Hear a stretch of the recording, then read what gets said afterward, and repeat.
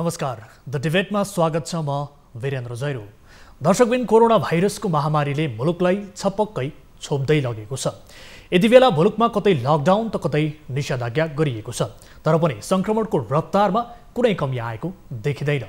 सरकारले जारी गरेको निषेध आदेश अनुसार जनता त घरभित्रै थुनिएर बसेका छन्, तर सरकारले यो बीचमा कोरोना नियन्त्रणका लागि प्रभावकारी कदम चाल्न सक्यो त? प्रश्नको उत्तर सुरुवाती 4 महिनाको लकडाउन अवधिकै उदाहरणमा छ। गत साउन 20 गते पछिको तथ्याङ्कलाई हेर्ने हो भने मुलुकमा कोरोनाका कारण मृत्युवरण गर्नेहरूको सङ्ख्या बढिरहेको छ। साउन 20 सम्म 64 जनाले ज्यान गुमाएकोमा अहिले भने 183 जनाले मृत्युवरण गरेको ताजा तथ्याङ्क छ। आखिर दिनहुँ संक्रमणको चौघेरामा किन फस्दैछ मुलुक? निषेधाज्ञाको अवधिमा किन बढ्दैछ संक्रमण?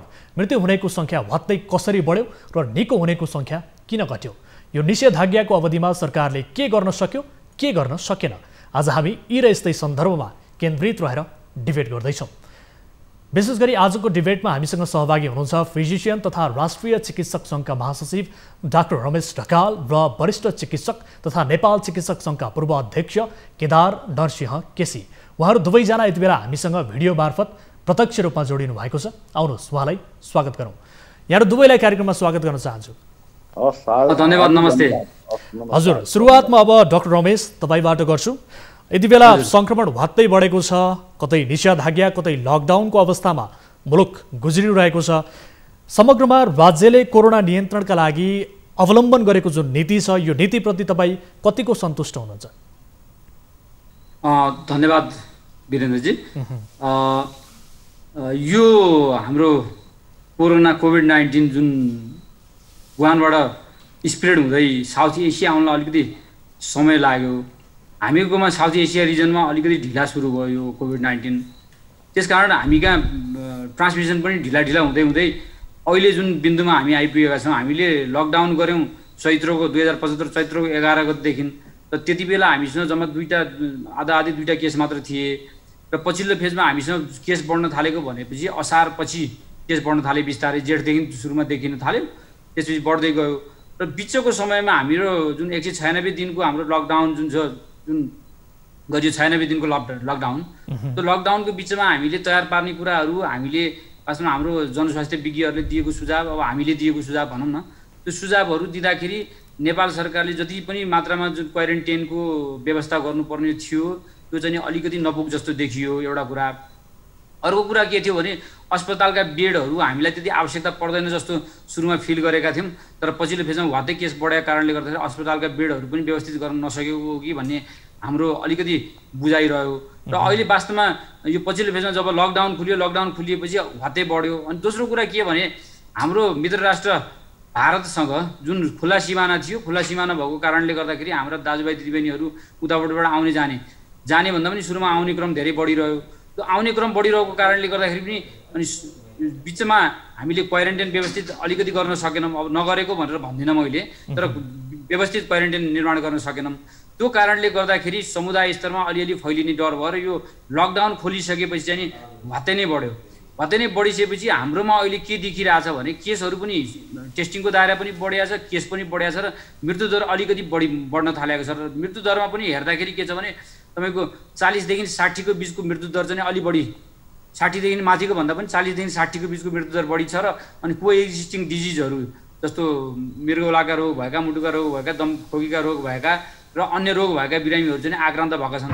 त्यस कारणले गर्दाखेरि सरकारले गर्दै पनि अझै बढी ध्यान नदिन पुगेको हो कि जस्तो हामी जनताले अपेक्षा गरेको, हामी चिकित्सकहरूले अपेक्षा गरेको लाइनमा चाहिँ सरकार चाहिँ अलिकति गम्भीर नभएको हो कि अझ पछिल्लो पिँढीमा हेर्दाखेरि चाहिँ अलिकति सरकारका गतिविधिहरूले, यो छापामा आएका गतिविधिहरूले चाहिँ के बताउँछ भने सरकार अलिक गम्भीर नभएको हो कि अझ सरकारहरूले एडिक्वेट विज्ञहरूको सल्लाह नलिएको हो कि भन्ने भान चाहिँ हुन्छ।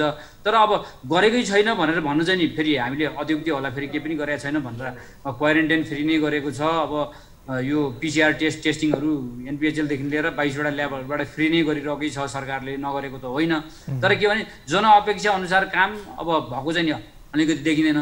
तर के भने हामी मात्र यो चपेटामा परेको होइन र सारा विश्व नै यो चपेटामा परेको कारणले गर्दाखेरि यसबाट हामीले उन्मुक्ति पाउने सम्भावना चाहिँ छिड देख्छु। तर के भने हामीले अबको दिनमा चाहिँ के गर्नुपर्छ जस्तो मलाई लाग्छ भने, जस्तो आजको मात्र तथ्याङ्क हामीले हेर्यौँ नि 1111 जना इन्फेक्टेड कोभिड पोजिटिभ देखिएको छ। टोटल सङ्ख्या 34,418 पुगेको छ र 183 जनाले ज्यान गुमाइसक्नु भएको छ। अब हामीले के गर्नुपर्छ भने हामीले क्वारेन्टाइनहरू व्यवस्थित हुनुपर्छ। जस्तो कोभिड पोजिटिभ हुँदैमा हस्पिटल लगिहाल्नुपर्छ भन्ने छैन। तिनलाई आइसोलेसनको व्यवस्था गर्नुपर्छ। आइसोलेसन मेबी होटलमा आइसोलेसन गर्न सकिन्थ्यो कि त्योतिर अलिकति ध्यान गर्ने कि जस्तो लाग्छ सरकार। ठिक छ, के गर्नुपर्ने छ भन्ने प्रसङ्गमा हामी केही बेरमा आउला। अब म डाक्टर केदार तपाईँतिर आउन चाहन्छु। डाक्टर रमेशले बताउनु भयो सरकारले केही पनि गरेन भन्न चाहिँ मिल्दैन भन्ने किसिमको उहाँको अभिव्यक्ति आयो। यद्यपि सरकारले गर्नुपर्ने कुराहरूमा अझ केही कमजोरीहरू पक्कै पनि देखिएको छ भन्नुभयो। अब यो राज्यले कोरोना नियन्त्रणका लागि चालिरहेको कदमप्रति तपाईँ कतिको सन्तोष हुनुहुन्छ? अब डाक्टर रमेशजीले भनेका कुराहरू केही हदमा सहमति राख्दै वास्तवमा यो कोभिड-19 अथवा कोरोना उहाँबाट जब सुरु भयो हामीले के सोच्यौँ भने हाम्रो सत्तामा बस्ने शक्तिमा बस्ने हाम्रा साथीभाइ इष्टमित्र सरकारले वानबाट हिमाल चढेर कोरोना आउँदैन यो कोभिड आउँदैन भनेर हामी वास्तवमा भन्दा चिरनिन्द्रामा सोच्यौँ र त्यसको धेरै महिनापछि हामीले चाहिने आवश्यक औजार प्रोटेक्सन चिकित्सकहरूलाई प्रोटेक्सनको लागि इन्स्ट्रुमेन्ट टेस्टिङका लागि पिसिआरदेखि ऱ्यापिड टेस्टहरू यी सबै सरकारले टेन्डर गर्यो। जुन किसिमले टेन्डर गर्यो जुन किसिमले खरिद गर्ने प्रक्रियामा अगाडि बढ्यो वास्तवमा भन्दा सरकार अत्यन्त त्यहाँ चुक्यो। वास्तवमा म यो सरकारलाई मात्र दोष स्वास्थ्य मन्त्रालयलाई मात्रै दोष दिन्न। मैले विगत स्वास्थ्य मन्त्रालयमा 40 वर्ष बिताउँदाखेरि एउटा च्यानल हुन्छ एउटा सिस्टम हुन्छ त्यो सिस्टमलाई फलो गर्ने हो। अहिलेको स्वास्थ्य मन्त्रालय यस्तो निर्दयी छ प्रधानमन्त्रीज्यूले भने मान्ने हो कि अथवा उप प्रधानमन्त्रीज्यूले भने मान्ने हो कि अथवा त्यो एउटा के पर्यटन मन्त्रीज्यूको एउटा समिति छ त्यो समितिले भने मान्ने त्यो सिफारिस लागू गर्ने हो अथवा जुन बौद्धिक लेभलको जुन एक्सपर्टहरू हुन्छौँ हामी वास्तवमा भने एक्सपर्ट भने यो विषयमा को हुनुपर्ने भाइरोलोजिस्ट हुनुपर्ने पुराना सचिव हुनुपर्ने पुराना डिजी हुनुपर्ने पुराना इपिडेमियोलोजीमा काम गर्ने साथीहरू हुनुपर्ने एक्सपर्ट भने त्यसरी क्याटेगोरिकल्ली हामीले इन्भाइट गर्नुपर्ने। अब एक्सपर्ट भनेर मन्त्रालयलाई मन परेका मान्छेहरू मन्त्रालयसँग नजिक रहेका मान्छेहरू मन्त्रालयसँग ओर्बन लेन्थ मिल्ने मान्छेहरू बोलाएर हामीले पटक पटक सरकारलाई ऱ्यापिड टेस्ट नगर भन्यौँ। सरकारले पटक्कै मानेन सुनेन किनभने त्यो एउटा कम्पनीको ऱ्यापिड टेस्ट मार्केटमा नबिकाइसम्म त्यो ऱ्यापिड टेस्ट बन्द गर्न मानेन। अब सरकार ऱ्यापिड टेस्ट बन्द गर भन्छ। हामीले के भन्यो भने पिसिआर देशव्यापी रूपमा 77 जिल्लामा कमसेकम एकवटा पिसिआर सेन्टर बनाएर टेस्टिङ अगाडि बढाउँ र वास्तवमा भन्यो भने यहाँ चुकेको कहाँनिर हो भने यो हो निसन्देह रूपले यो पेन्डेमिक इन्टरनेसनल वाइड आएको डिजिज हो। यसलाई एउटा सरकार अथवा एउटा व्यक्ति एउटा समूह अथवा एउटा देशले मात्रै कन्ट्रोल गर्न सकेको अवस्था छैन। तर हामीले गर्नु पर्थ्यो के भने लकडाउन भनेको लकडाउन गरिसकेपछि त्यो जुन टाइम हो त्यो टाइमलाई हामी व्यवस्थित के खरिद आवश्यक इन्स्ट्रुमेन्ट अथवा औजार खरिद गर्नुपर्ने हस्पिटलमा म्यानेज गर्नुपर्ने आइसोलेसन म्यानेज गर्नुपर्ने quarantine doctor with ambulance quarantine व्यवस्था गर्नुपर्ने र कमसेकम 2 हप्ता 3 हप्ता 4 हप्ता पछि त्यो सबै म्यानेजमेन्ट भइसकेपछि लकडाउनलाई व्यवस्थित रूपले अगाडि बढाएर ट्रिटमेन्टको पार्टमा जानुपर्ने। वास्तवमा कोभिड-19 को केस एउटा प्रिभेन्टिभ केस हो एउटा क्युरेटिभ केस हो। एउटा प्रिभेन्टिभ केस भने यसलाई सकेसम्म आउन नदिनु हुन नदिनु अथवा यसलाई डायग्नोसिस गरेर त्योभन्दा अगाडि क्वारेन्टाइनमा राख्ने डायग्नोसिस गरिसकेपछि आइसोलेसनमा राख्ने र आइसोलेसनमा पनि केस आइसकेपछि र सिम्टोमेटिक केस देखिसकेपछि हामीले हस्पिटलाइज गर्ने ट्रिटमेन्ट गर्ने हस्पिटलमा आवश्यक इक्विपमेन्ट अक्सिजन मेडिसिन र भेन्टिलेटर जस्ता अत्यावश्यक चिजहरू व्यवस्थापन गर्नुपर्ने हो। तर हामीले के सोच्यौँ भने सरकारले होइन यो लकडाउन गरेपछि यही हो रामबाण यसैले उपचार गर्छ यसैबाट नै समस्या समाधान। हजुर अब सुरुवाती लकडाउनमा त सरकारले केही पनि गर्न सकेन भन्ने किसिमको कुराहरू त छ नै। फेरि दोस्रो पटक यति बेला निषेधाज्ञा गरिएको छ एक साता बढी भइसक्यो, फेरि यो निषेधाज्ञा लम्बिएको छ। यो सोच एक हप्ताको अवधिमा पनि सरकारले केही त्यस्तो किसिमको उपलब्धि हात परेको छैन। पुनः दोस्रो पटक सरकारले गल्ती गरे हो। के भन्छु भने तपाईँलाई के अनुरोध गर्न चाहन्छु भने यहाँ रमेश र मेरो विषयमा होइन, ऊ मेरो म उसको सिनियर कलिग, म मेरो कलिग। हजुर, हामी दुईजनाको उद्देश्य एउटै हो, अहिले कोभिड-19लाई व्यवस्थित गर्नुपर्छ, चिकित्सकहरूको स्वास्थ्यलाई प्रोटेक्सन गर्नुपर्छ, आवश्यक औजारहरू र प्रोटेक्टिभ इक्विपमेन्ट चिकित्सकलाई उपलब्ध गराउनुपर्छ र स्वास्थ्य संस्था कोभिड हस्पिटलको निर्णय गर्नुपर्छ र त्यहाँ उपचार गर्नुपर्छ। हामी जो जहाँ छौँ कोभिड उपचारको लागि सरकारलाई साथ दिनुपर्छ। तर एउटा कुरो सत्य चाहिँ के हो भने सरकार नेपाली जनताको हो, 2/3 मत ल्याएको सरकार हो। त्यो मेरो पनि हो, रमेशजीको पनि हो, हामी सबै नेपालीको हो। सरकारले यस्तो राज्य आतङ्कको रूपमा गएको पेन्डेमिक कोभिड-19 को अवस्थामा कुनै समूह, कुनै ग्रुप, कुनै भनेर भन्न पाउँदैन, भन्नु हुँदैन। रमेशजीसँग म यही अनुरोध गर्न चाहन्छु, मेरो साथी हो। नेपाल चिकित्सक सङ्घ निर्वाचित भएर अस्ति मात्रै 8,000 भोट ल्याएर अगाडि बढेको संस्थालाई स्वास्थ्य मन्त्रालय टोटली बाइपास गर्न खोज्यो। हामी सबैलाई थाहा छ।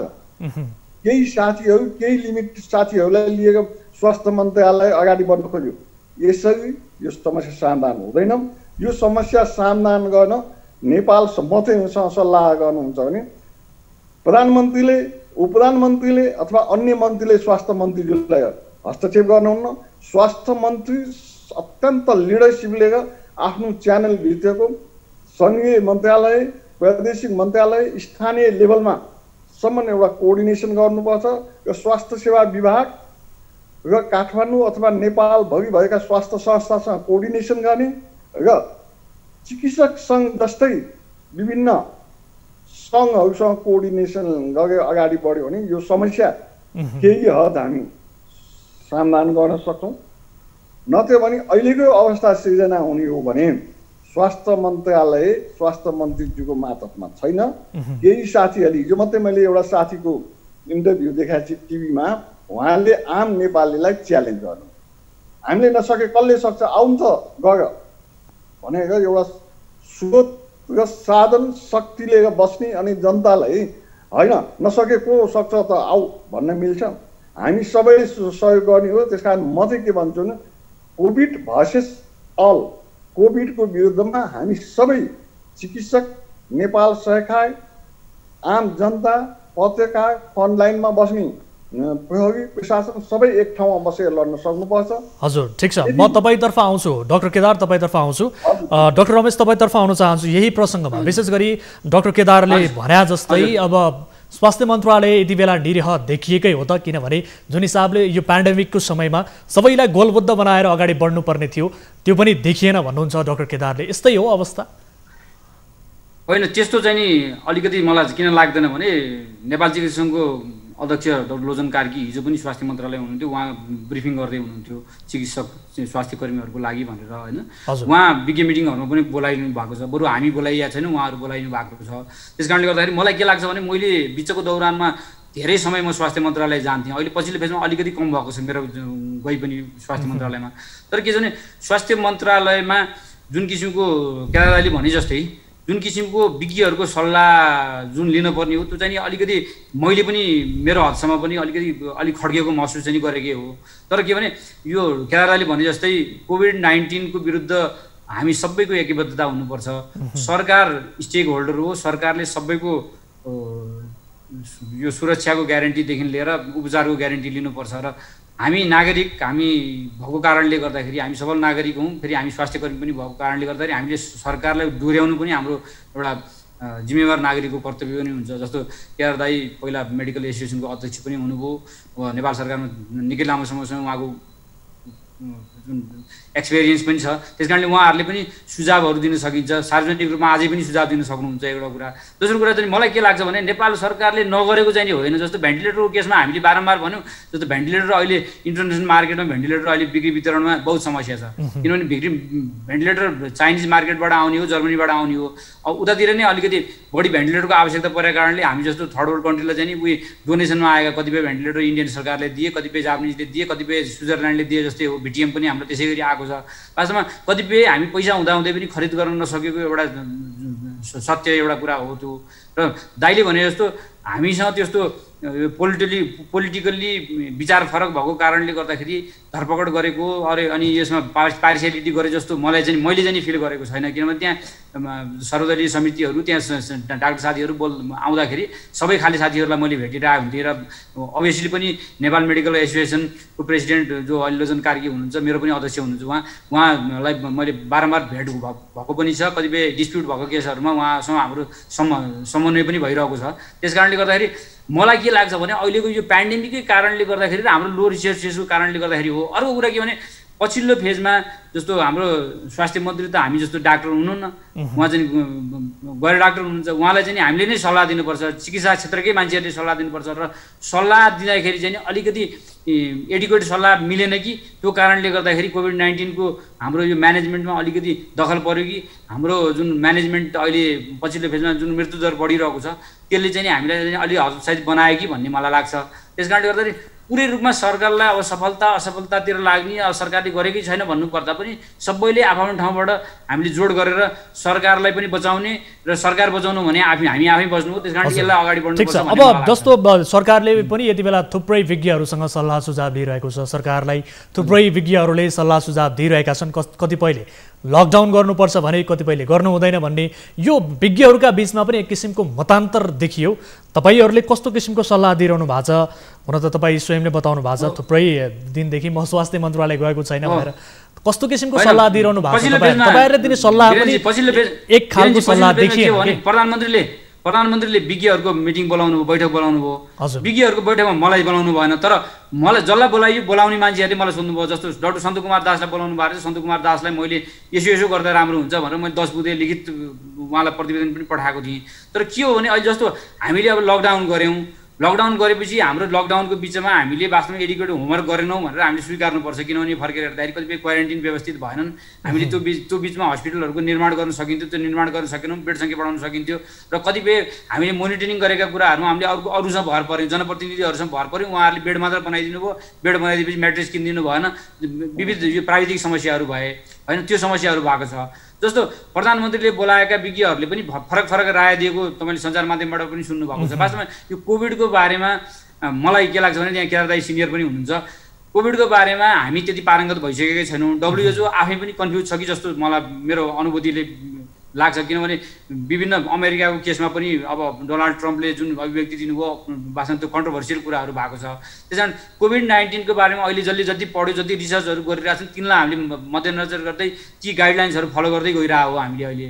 तर ती गाइडलाइन्सहरू फलो गर्दै पनि हामीले अपेक्षाकृत सुधारहरू हाम्रो उद्देश्य मिट नभएको कारणले गर्दाखेरि हामी अलिकति फेल भएको हो कि भन्ने लाग्छ। तर हामीले आखिर योसँग लड्नु नै छ, जुझ्नु नै छ र यसलाई पराजित गर्नु नै छ भनेपछि हामीले अब सरकारलाई हामीले वास्तवमा विभिन्न तवरबाट हामीले सल्लाह सुझाव दिनै नै पर्छ। यो कुरा चाहिँ नि जस्तो विज्ञहरूको फरक सल्लाह आएको कारण, विज्ञहरूको फरक कुरा आएको कारण चाहिँ के हो भन्दाखेरि हाम्रा बुझाइहरू पनि फरक छन् होइन। किनभने यसमा धेरै रिसर्च भइसकेको छैन, एउटा कङ्क्रिट कुरा आइसकेको छैन। जस्तो यो रोग निको हुँदैन हामीलाई थाहा छ, सिम्टोमेटिक उपचार गर्नुपर्छ भन्ने कुरा हामीलाई थाहा छ। यसको अर्थ सरकारले जे जति प्रयास गरेको छ ती सबै ठिक छन् भन्न खोज्नु भएको हो तपाईँले? विज्ञहरूसँग पनि छलफल गर्यो होइन, सरकारले चालेका कदमहरूप्रति तपाईँ एकदम 100% सन्तुष्ट हुनुहुन्छ भन्न खोज्नु भएको हो के हो? होइन, 100% सन्तुष्ट त म छैन। मैले भने नि मैले किनभने हामीले जुन मोर्टालिटी हुनु थियो, हामी कहाँ एउटा बिरामी पनि मर्नु हुँदैन थियो भन्ने मेरो मान्यता हो।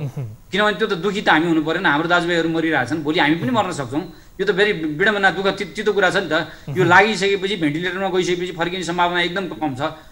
98% निको हुन्छ त्यो हामीलाई थाहा छ। तर 2%मा जो साफै पर्नु कमजोरी कहाँनिर भयो त अब यति बेला राज्य यो स्वास्थ्य कर्मीहरूले अहिले सबभन्दा बढी जोखिममा त स्वास्थ्य कर्मीहरू छन् सबभन्दा बढी दुखी त हामी छौँ हामी उपचार गर्ने मान्छे नै हामी दुखित भयो भने त भोलि युद्ध लड्न जित्न सकिँदैन नि त त्यस कारणले गर्दाखेरि मलाई के लाग्छ भने म 100% सहमति छैन सरकारले गरेका क्रियाकलापमा तर सरकारले चाहिँ विज्ञहरूको सुझाव चाहिँ अत्यन्तिक धेरै लिएर यो ट्रायल बेसिसमै जानुपर्छ र विज्ञकै सल्लाह लिनुपर्छ भन्ने हो हुन्छ ठिक छ म यहाँहरूसँग केही बेरको ब्रेक पश्चात पुनः जोडिन्छु दर्शकबिन कार्यक्रम द डिबेटमा छौँ हामी आजको डिबेटमा हामी कोरोना भाइरसको पछिल्लो बढ्दो सङ्क्रमणका विषयमा केन्द्रित रहेर कुराकानी गरिरहेका छौँ र आजको डिबेटमा हामीसँग सहभागी हुनुहुन्छ फिजिसियन तथा राष्ट्रिय चिकित्सक सङ्घका महासचिव डाक्टर रमेश ढकाल र वरिष्ठ चिकित्सक तथा नेपाल चिकित्सक सङ्घका पूर्व अध्यक्ष केदार सिंह केसी उहाँहरूसँगको डिबेट जारी रहनेछ केही बेरको ब्रेक पश्चात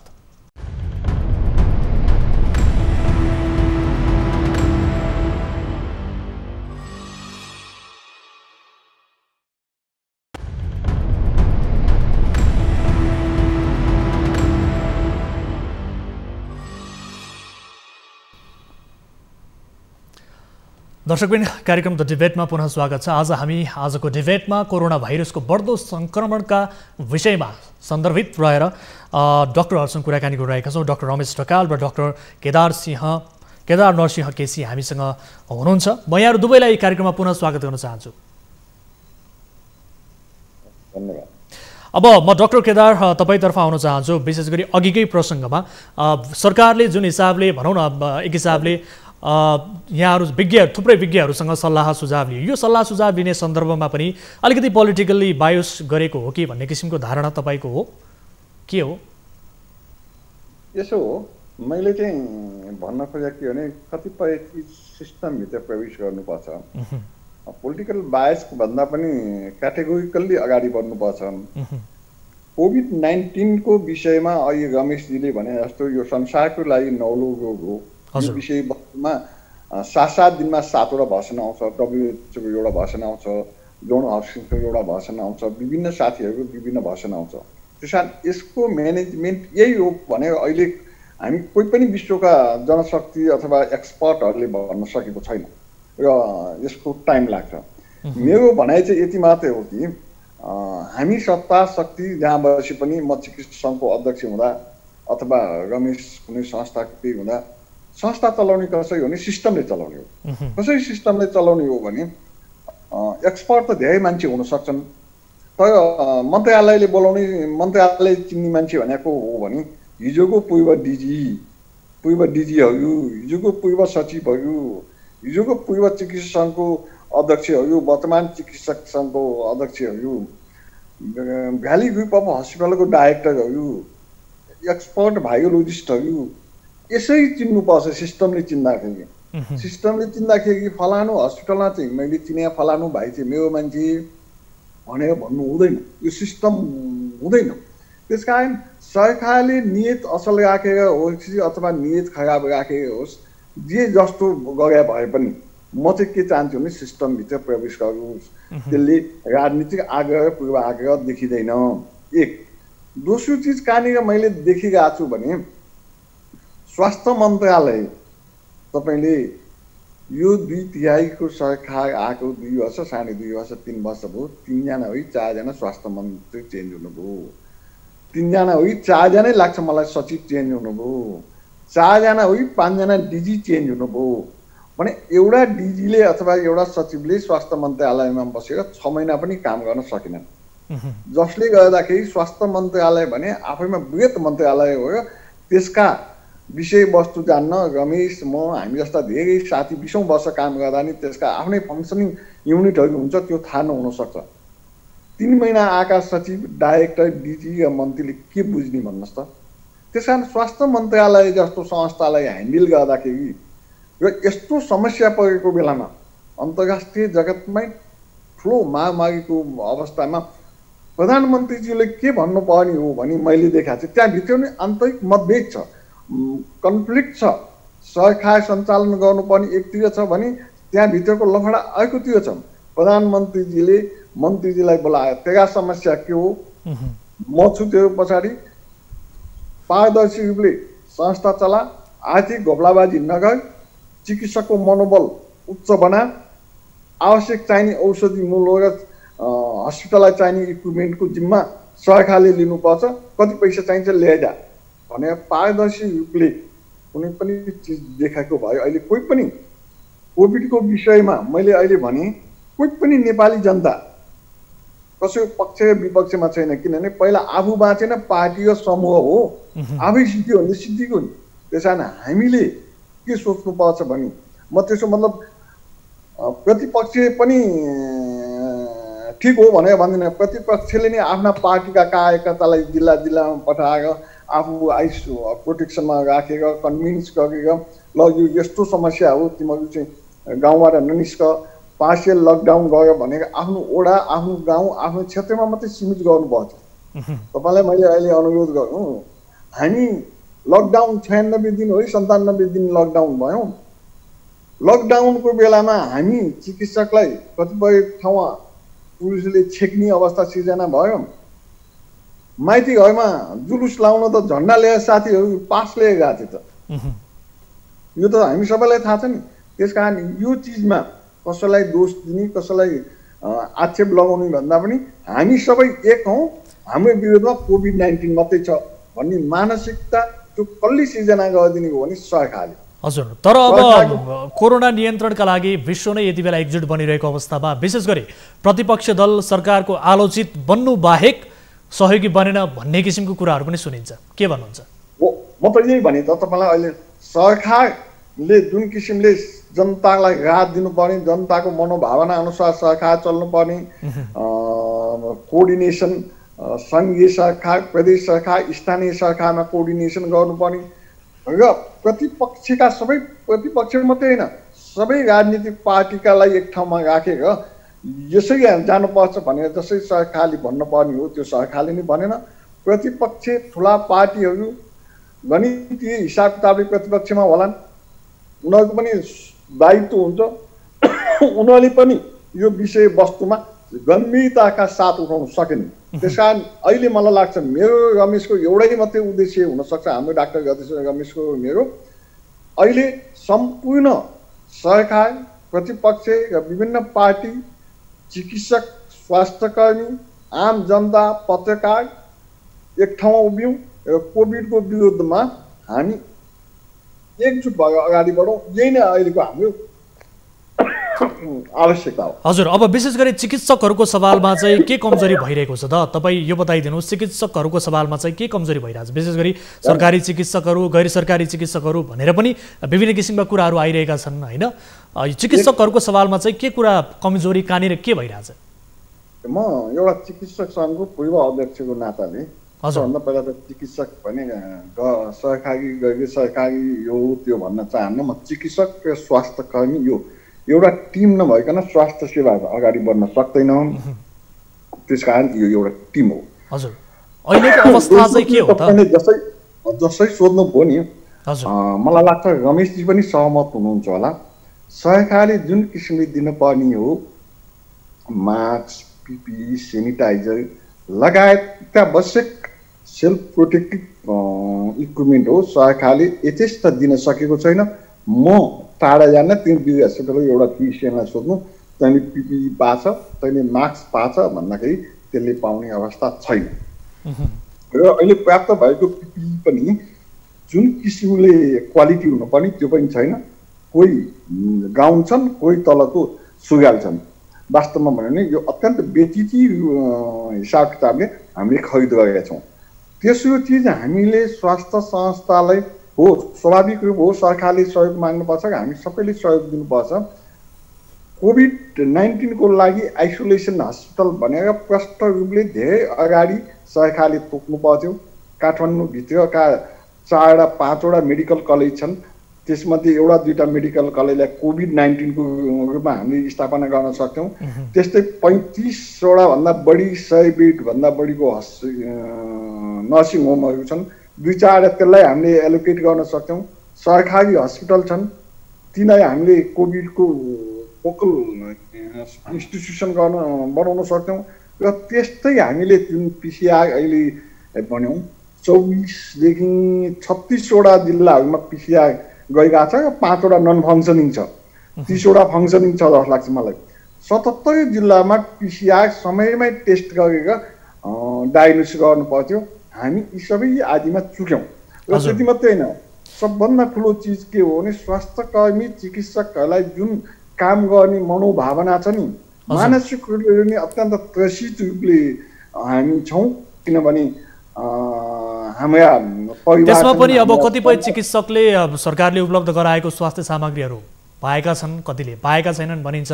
अब यो अवस्थालाई हेर्ने हो भने हजुर के चिकित्सक क्षेत्र पनि विभाजित बनेको हो त यो कोरोना सङ्क्रमणको बेला यसलाई नियन्त्रण गर्नुपर्ने बेलामा?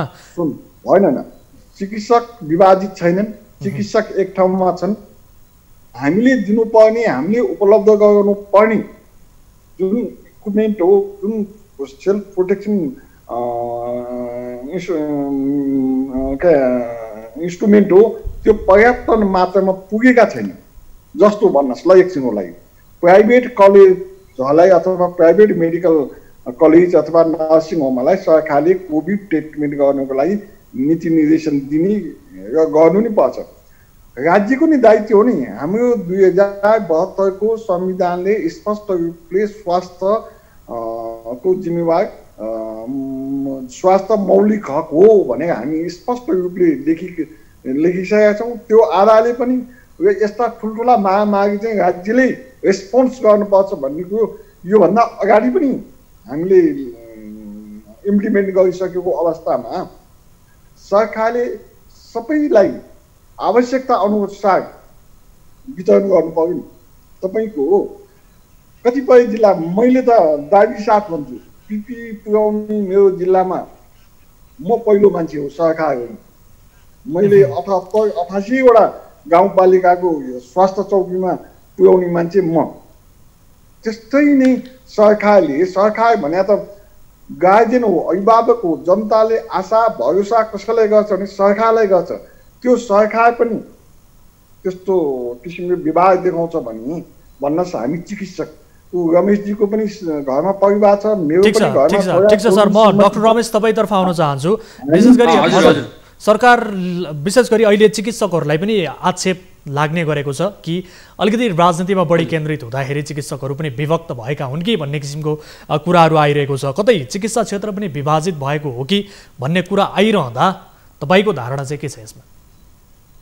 हजुर, होइन यस्तो हो, चिकित्सा क्षेत्र विभाजित भएको होइन। हामी अब हाम्रा प्रोफेसनल अर्गनाइजेसनहरूमा कहिलेकाहीँ आफ्ना मागहरू लिएर जाँदाखेरि हामी विभिन्न समूह बनाएर चुनावमा जान्छौँ, त्यो आफ्नो बेला हो। तर अरू बेलामा हामी सधैँ एकत्रित छौँ। जस्तो यी केदार दाइ छ, मेरो जति हार्दिकता छ, अरूको कतिको छ मलाई थाहा छैन।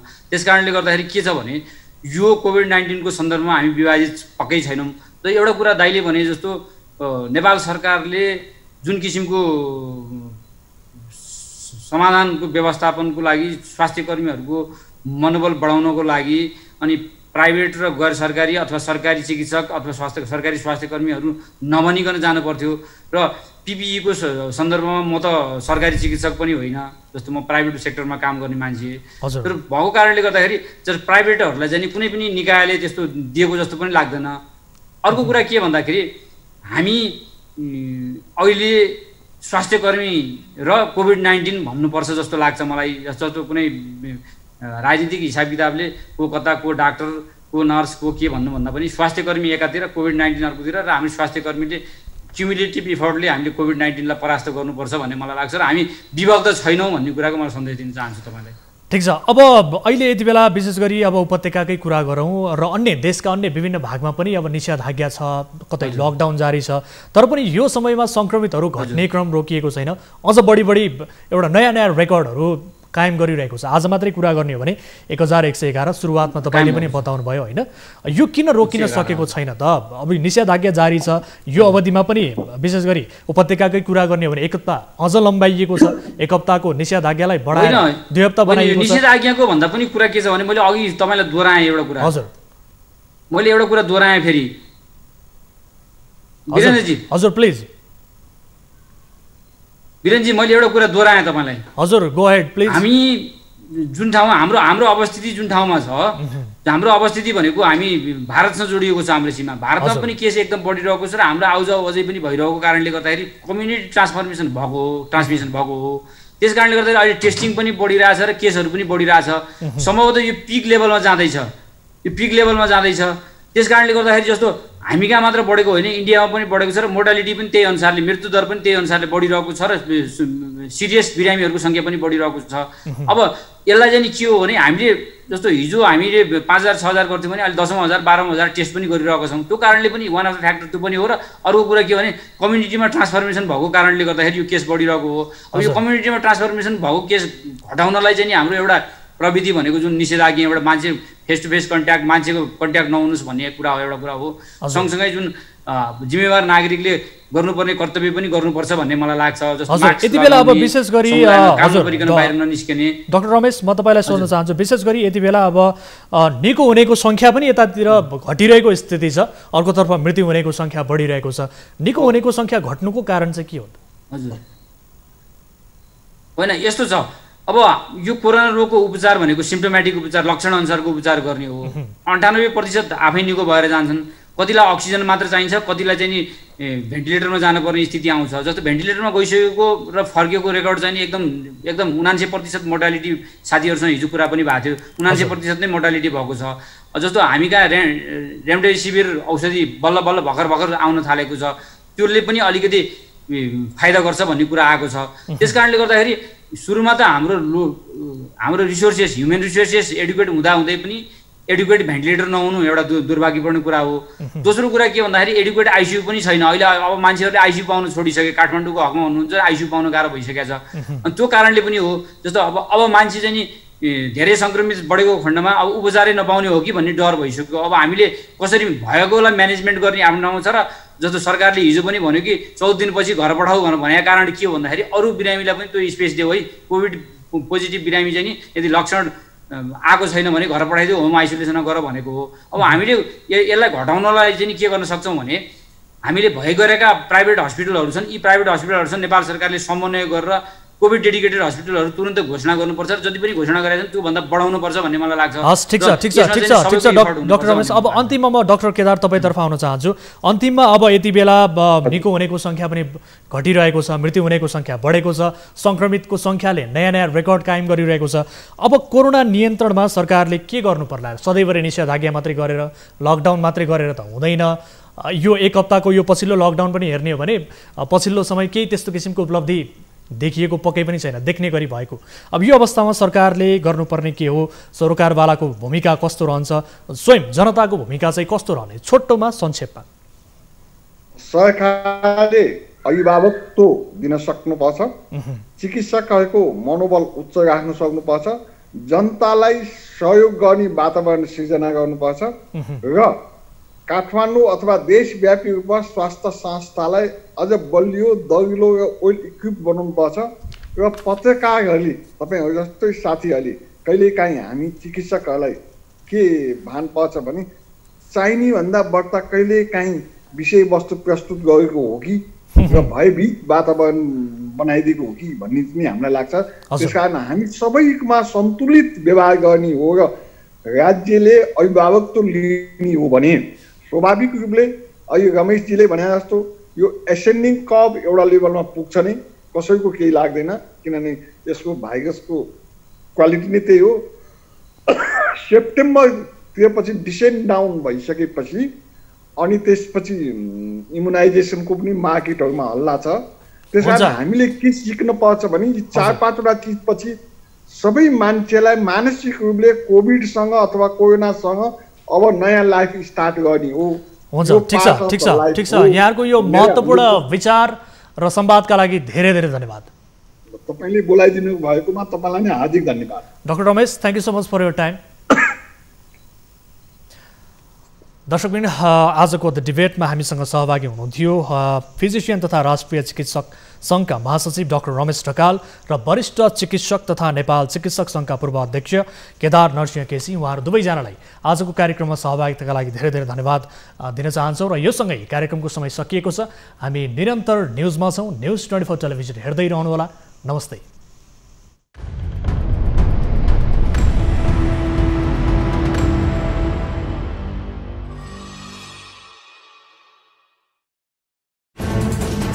कोरोनाले सृजना गरेको सङ्कटमा पल पलका न्युज अपडेट र हर क्षेत्रको कभरेजका लागि News 24 नेपाल YouTube च्यानललाई सब्स्क्राइब गर्नुहोला।